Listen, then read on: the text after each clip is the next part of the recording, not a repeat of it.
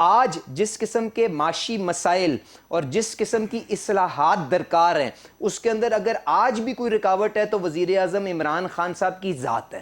تو اگر ہمیں اس سسٹم کو اب آگے لے کے چلنا ہے تو اس کے لیے دو چیزیں کرنی پڑیں گی. ایک تو یہ کہ آپ کو جلد از جلد بیسک اصلاحات الیکشن قوانین کے اندر کر کے ملک کو ایک فریش الیکشن کے اندر لے کے جانا پڑے گا تاکہ جو بھی حکومت آئے اس کے پاس رن وے موجود ہو کہ وہ صحیح اور جو اس ملک کو اصلاحات درکار ہیں ان کے اوپر فیصلے کر سکے. میں اس لیے کہہ رہا ہوں صحیح کہ صرف تالیاں بجانے کے لیے نہیں کہ جو آپ نے وزیر اعظم صاحب کو دیکھا ہے کہ جس طرح عدم اعتماد کی تحریک سامنے آئی ہے تو وہ دنیا کا ہر فیصلہ ریورس کرنے کو تیار ہیں چاہے وہ ملک کے مفاد میں ہے یا نہیں ہے.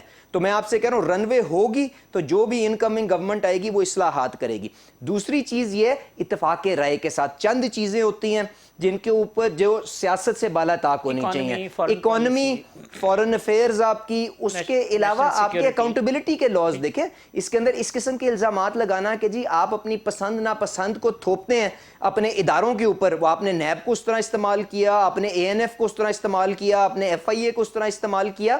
تو ان چیزوں کو بہتر کرنے کے لیے تاکہ اکراس دا بورڈ، ہم نہیں چاہتے کہ اس ملک کا ضیاع جس نے بھی کیا وہ آزاد پھرے، پر اکراس دا بورڈ آپ کا احتساب ہونا چاہیے سبجیکٹ ٹو ڈیو پروسیس اور کسی قانون کے تابع ہو کے ہونا چاہیے. تو اس کے لیے وہ ترمیم کرنے کے لیے جوڈیشل ترمیم آپ کی. عمران خان صاحب ہر فورم پہ کھڑے ہو کے کہتے ہیں کہ جی سائیکل والا جو ہے وہ جیلوں کے اندر گلتا ہے سڑتا ہے، اس کے اوپر کوئی پوچھتا نہیں ہے، باقی جو طاقتور لوگ ہوتے ہیں وہ آزاد پھرتے ہیں. تو اس کے لیے ٹی وی کے اوپر سرکس لگانے سے تو نہیں ہوگا نا جی، اصلاحات ہوں گی، قانون سازی ہونی ہے. تو یہ ساری چیزیں اتفاق رائے کے ساتھ ہوں گی تو پاکستان جو ہے اپنی رائٹ فل پلیس جو دنیا کے اندر اس کا مقام ہے وہ اچیو کر سکتا ہے. تو یہ سوچ کے ساتھ میں تو 100% شہباز صاحب کی اگری کرتا ہوں اور اس میں جو رکاوٹ آئے گی اس کو ہمیں اس سے دور کرنا ہوگا.